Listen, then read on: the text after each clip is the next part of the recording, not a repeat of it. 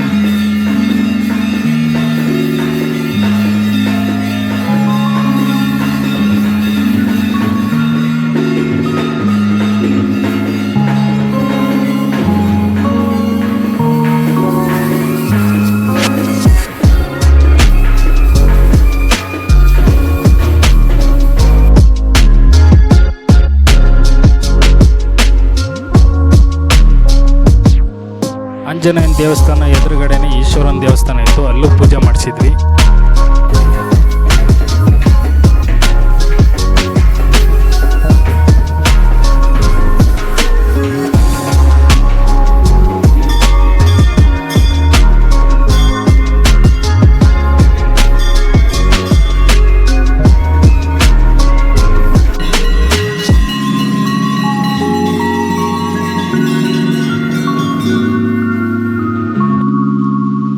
ದೇವಸ್ಥಾನದಲ್ಲೆಲ್ಲ ಪೂಜೆ ಮಾಡಿಸ್ಕೊಂಡು ಮನೆಗೆ ಬಂದ ಮೇಲೆ ಶೆಡ್ ಮಾಡಿಸಿದ್ದೆ. ಶೆಡ್ಡಿಗೆ ಪೂಜೆ ಮಾಡಿರಲಿಲ್ಲ, ಸೊ ಅಲ್ಲೂ ಪೂಜೆ ಸ್ಟಾರ್ಟ್ ಮಾಡ್ಕೊಂಡ್ವಿ. ಶೆಡ್ಡಿಗೂ ಪೂಜೆ ಮಾಡಿಬಿಟ್ಟು ಆಮೇಲೆ ಗಾಡಿ ನಿಲ್ಸೋಣ ಅಂತ ಹೇಳಿಬಿಟ್ಟು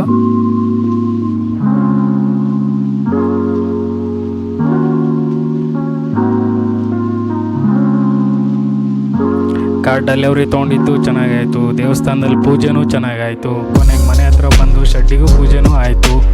ಆಮೇಲೆ ತೊಗೊಂಬಂದು ಸೀದಾ ಕಾರು ನಿಲ್ಲಿಸಿದೆ ಮನೆ ಹತ್ರ. ಅಲ್ಲೂ ಪೂಜೆ ಮಾಡಿದೆ. ಇನ್ನು ಕಾರಿ ಆಕ್ಸೆಸರೀಸ್ ಏನು ಹಾಕಿಸ್ದೆ, ಆಮೇಲೆ ಡೆಲಿವರಿ ಟೈಮಲ್ಲಿ ಗಿಫ್ಟ್ಸ್ ಏನು ಕೊಟ್ಟರು ಅನ್ನೋದನ್ನು ಇನ್ನೊಂದು ವಿಡಿಯೋ ಮಾಡಾಕ್ತೀನಿ ಫ್ರೆಂಡ್ಸ್. ಇಲ್ಲಿವರೆಗೂ ನೋಡಿದ್ದಕ್ಕೆ ಥ್ಯಾಂಕ್ ಯು ಆಲ್.